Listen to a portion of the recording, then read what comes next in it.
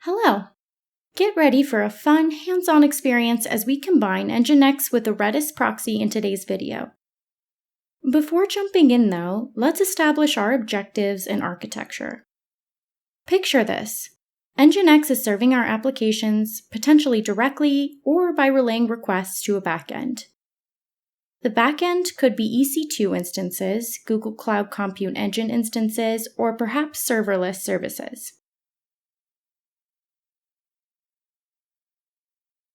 Our users go through that NGINX layer where we want to cache content for performance, avoiding expensive calls to our VM backends for things that don't change much, like image files.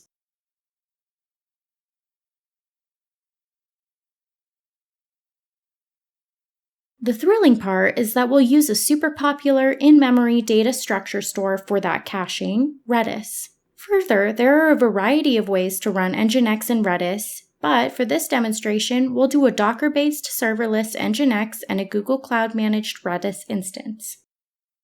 Specifically for the Redis instance, we will use Cloud Memorystore. Fear not, if you're using a different cloud provider or running Redis in a different way, the demonstrated approach will be relatively portable.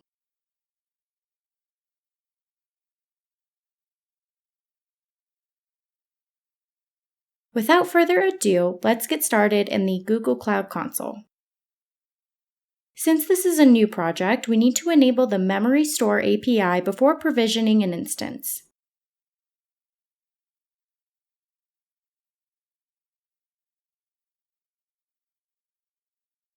No need for high availability.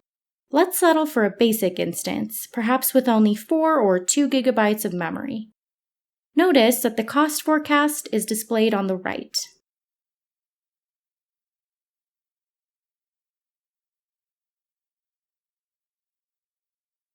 The private service access is a bonus that can facilitate our connection from Cloud Run, the future home of our NGINX instance.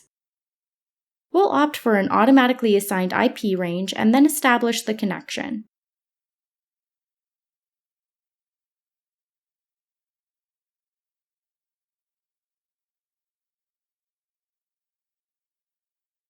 In just a blink, this serverless Redis instance will be live.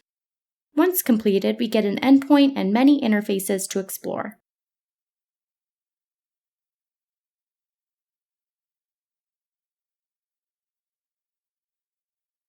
The connection details here are particularly important when we set up our NGINX instance.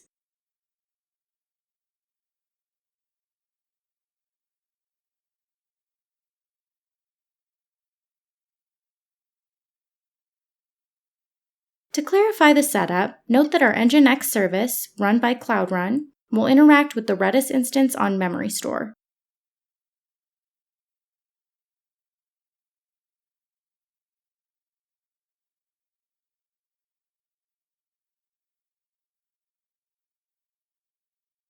The NGINX instance will be defined via a custom Docker image, which will centrally store in a private artifact repository.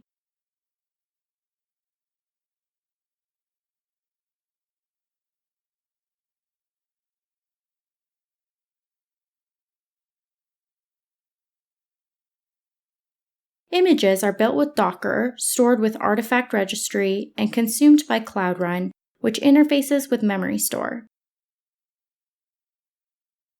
So next up is the Docker file.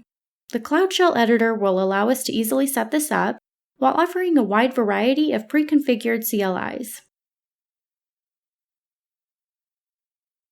Let's create a directory for our work and build a simple test image.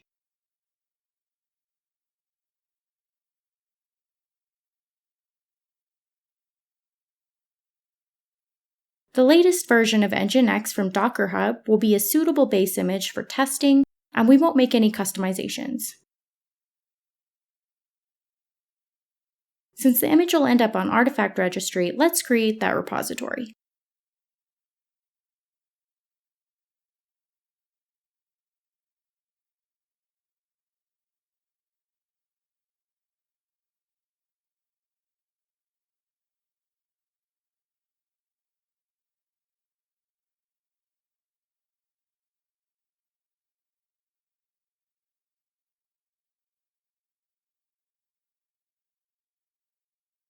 Once our repository is set up, follow the setup instructions to enable image pushes from our IDE. Copy the path for the artifact registry, as we need this for the terminal commands. Once in the terminal, use Docker commands to build and push the image.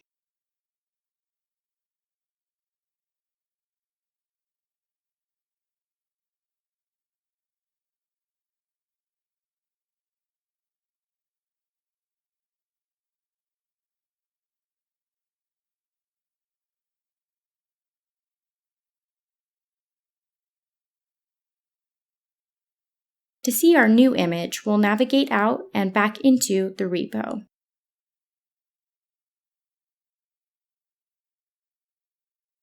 We can now test this out in Cloud Run. Create a service and select our image for the container.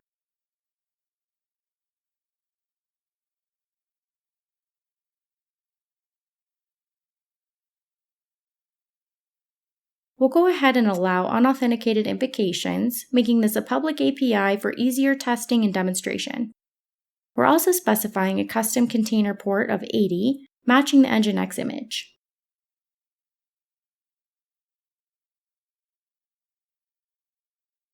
Click and voila, we have our Cloud Run service. With the service up and ready, how about we click on the endpoint for a test drive? Behold, the NGINX homepage. We're off to a good start, but we're not stopping at this basic cache-less setup. Let's get back in the IDE.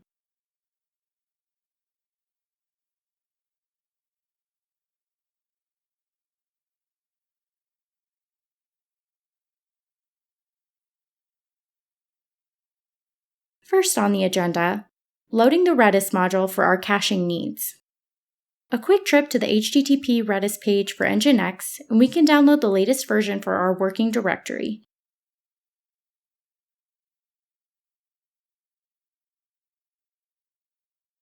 Untar the file, and now we've got the module right here. To knit this new module into the fabric of our setup, we need to compile NGINX. So let's replace our simple test with some more advanced boilerplate code, which we'll walk you through together and also provide in the video description. Building on a Debian image foundation, we're collecting dependencies and setting our NGINX version. We spot a process for installing our NGINX module from the URL, but we've got a cleaner approach by keeping the module in our working directory.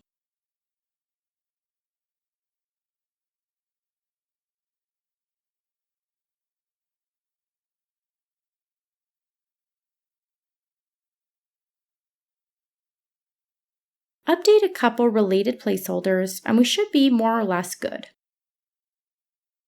Let's attempt a build.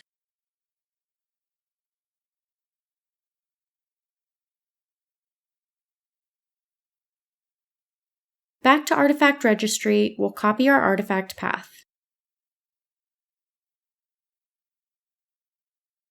And let's keep writing with this rockstar of an image name and tag test latest.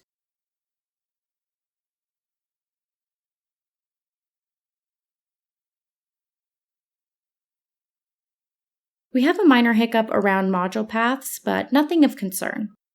After a couple guess and check cycles to fix it, we're all set.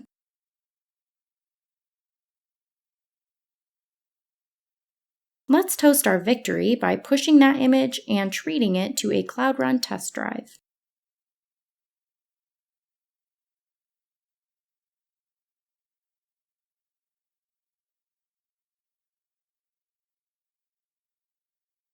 Now don't be fooled. Even though it's the same image, same tag, we need to do a full redeployment.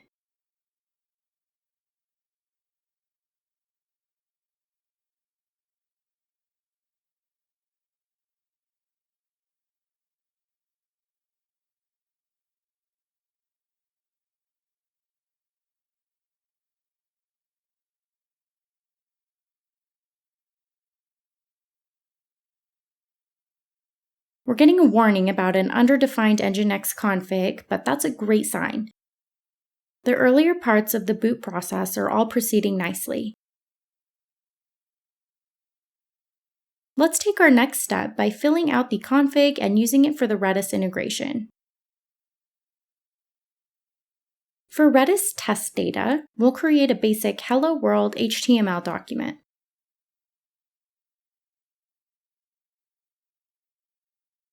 Our Cloud Shell can't do the heavy lifting to get the data onto Redis since it's not running in our project's VPC. But let's sidestep this roadblock by creating a small, temporary VM for data pushing. Aligning the VM to the right VPC is key. No need for fancy operating systems, good old Debian 11 works perfectly.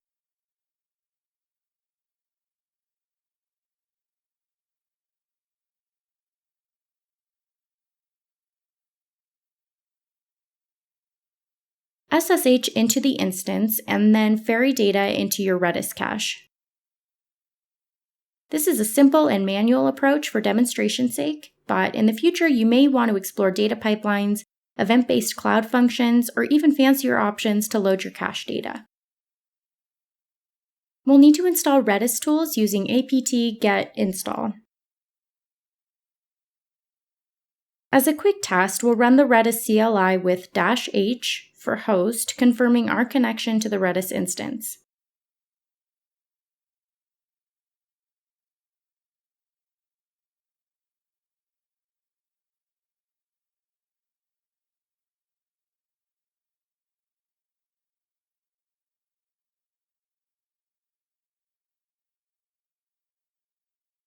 As an upload test, we can set up a test.txt with Hello World content.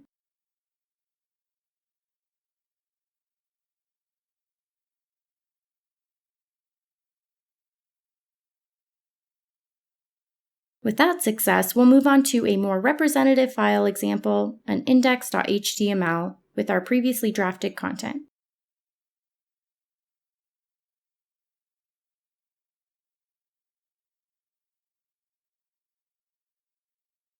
With the caching system actually ready, let's bring it into our NGINX config.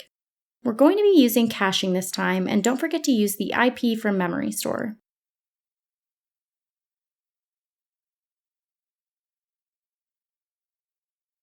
Usually, our fallback is a proxy pass to our backend system. Remember the diagram from before? Our backend could be some EC2 services, or perhaps a workload in Compute Engine or Kubernetes. If we don't score a cache hit from Redis, we'll want to serve the response from those backends.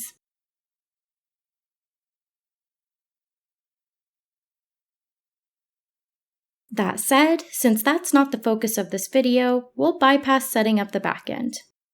Put in the backend as you normally would if you're following along using a real workload.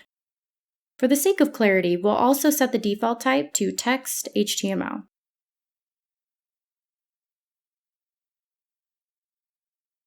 Time to rebuild our image and assess our progress.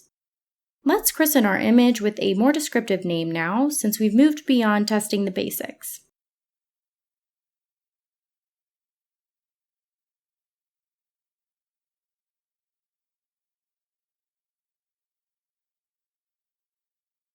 Time to get it spinning on Cloud Run. Fingers crossed.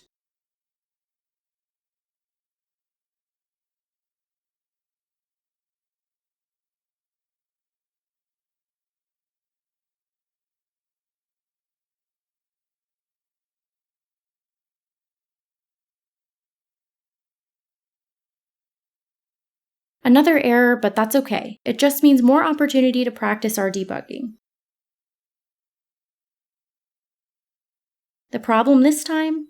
An unknown directive error with our Redis pass. A hiccup in loading our module, perhaps? Let's check. Yep, looks like it. We need to define this path where the module's configuration is located at the top of the main config file. Let's build, push again, and redeploy.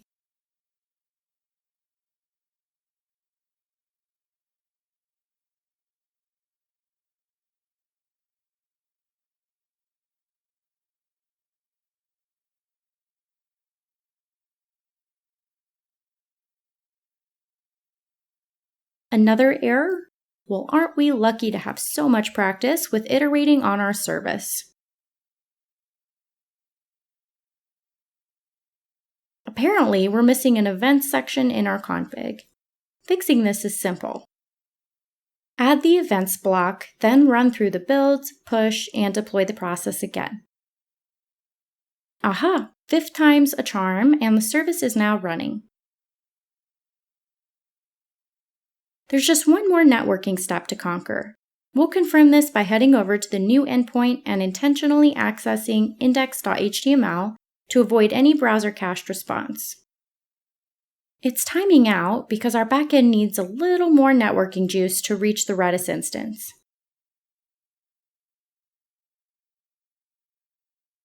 Our logs are littered with 504 errors from those endearing attempts at access. To wrap things up, we have to visit Serverless VPC Access, activate the API, and configure it.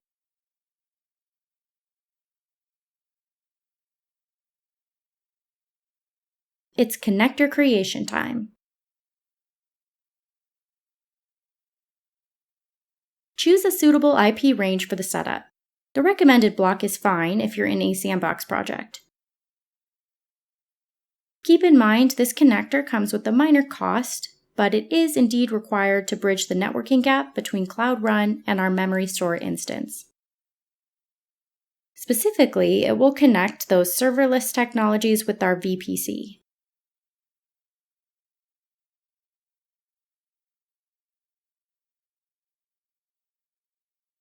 Next, we have to update Cloud Run to utilize that shiny new connector. Let's venture into our deployment, where we'll update the network settings. We'll opt for the Connect to a VPC for outbound traffic choice, and use the Serverless VPC Access connector.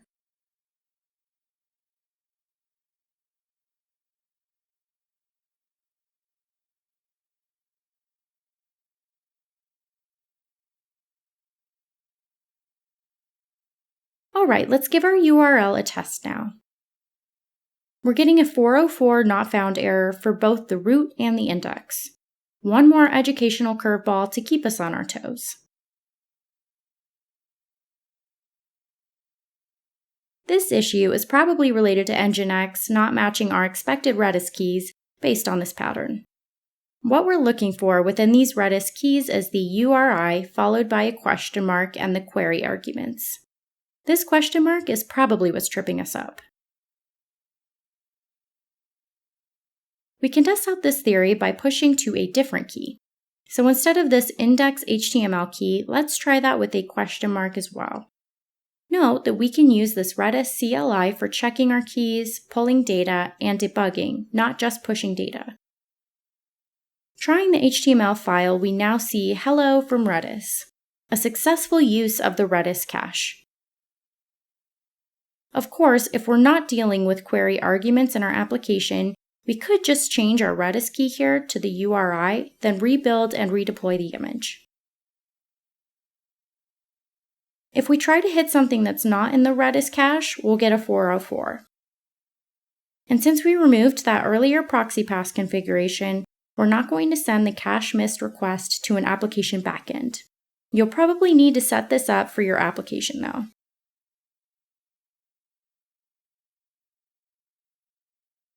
We hope that you found this video helpful. We'll be sure to include this diagram file as well as all the code from this demonstration in the video description.